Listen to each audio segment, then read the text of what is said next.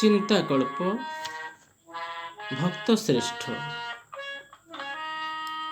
ଯେଣେ ଇଚ୍ଛା ତେଣେ ସର୍ବତ୍ର ବିଚରଣ କରୁଥିବା ନାରଦଙ୍କ ମନକୁ ଥରେ ଆସିଲା, ମୋ ଠାରୁ ବଳି ବଡ଼ ଭଗବାନଙ୍କ ଭକ୍ତ ଆଉ କେହି ନାହାନ୍ତି। ମୁଁ ତ ସର୍ବଦା ନିଃସ୍ୱାର୍ଥ ଭାବରେ ତାଙ୍କୁ ସ୍ମରଣ କରିଥାଏ।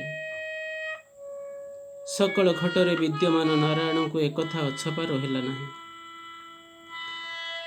ପରବର୍ତ୍ତୀ ସମୟରେ ନାରଦଙ୍କୁ ପ୍ରଶ୍ନ କରିଥିଲେ, ଦେବର୍ଷି, ମୋର ଅତି ପ୍ରିୟ କୃଷକ ଭକ୍ତଙ୍କୁ ଭେଟି ସାରି ମୋତେ କହିବେ ଆପଣ କେତେ ବଡ଼ ଭକ୍ତ ଆଉ ସେ କେତେ ବଡ଼ ଭକ୍ତ।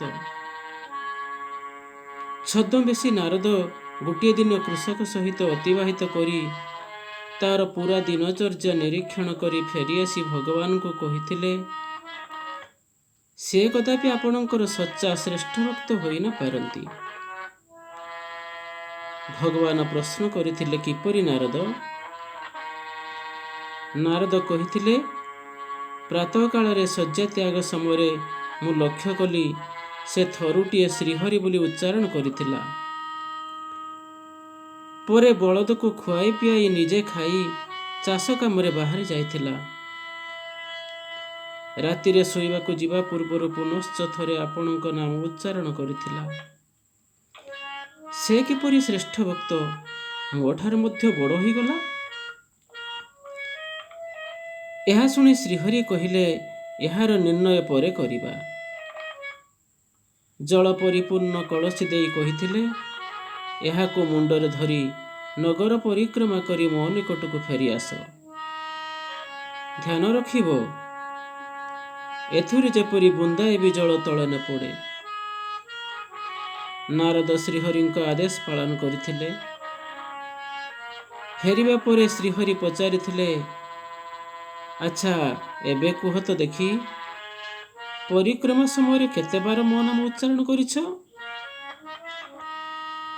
ଉତ୍ତରରେ ନାରଦ କହିଥିଲେ, ଥରେ ବି ନୁହେଁ। ପୁରା ଧ୍ୟାନ ତ ଜଳ କଳସୀ ଉପରେ ଥିଲା।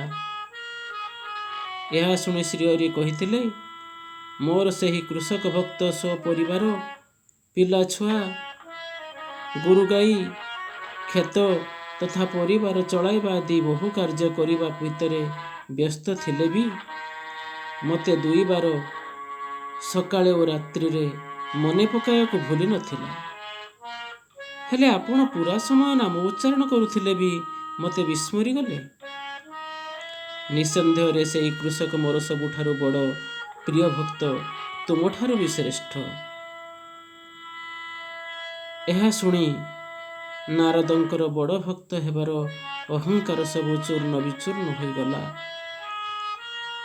ଭଗବାନଙ୍କ ଠାରେ ନତମସ୍ତକ ହେଲେ। ଏହା ଥିଲା ଆଜିର ଚିନ୍ତା ଓ ଚେତନା।